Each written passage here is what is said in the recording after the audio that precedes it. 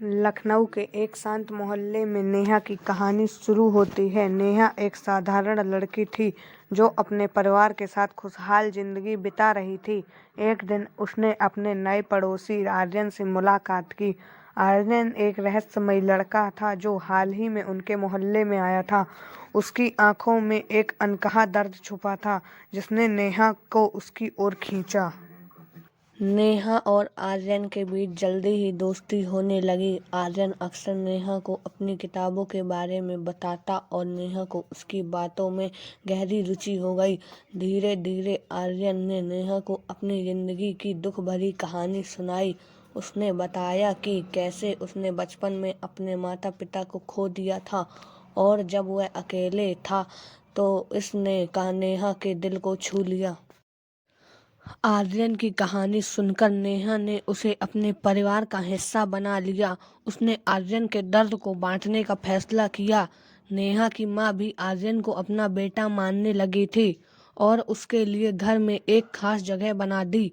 समय के साथ नेहा और आर्यन के बीच का रिश्ता गहरा होता गया। दोनों ने एक दूसरे के साथ अपने सुख दुख साझा किए, लेकिन फिर एक दिन एक बड़ा रहस्य खुला। नेहा को पता चला कि आर्यन के माता पिता वास्तव में जीवित थे और उसे बचपन में अपहरण कर लिया गया था। यह सुनकर नेहा हैरान रह गई। उसने आर्यन से इस बात की और सच्चाई जानने की कोशिश की। आर्यन ने नेहा को बताया कि उसके असली माता पिता उसे खोज रहे थे।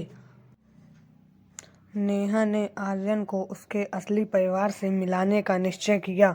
उसने आर्यन को समझाया कि अपने असली माता पिता से मिलना उसके लिए कितना महत्वपूर्ण है। इसमें यह मोड़ नेहा के लिए भी बहुत कठिन था क्योंकि उसने आर्यन को अपने दिल से करीब माना था। आर्यन ने नेहा के साथ मिलकर अपने असली परिवार से संपर्क किया।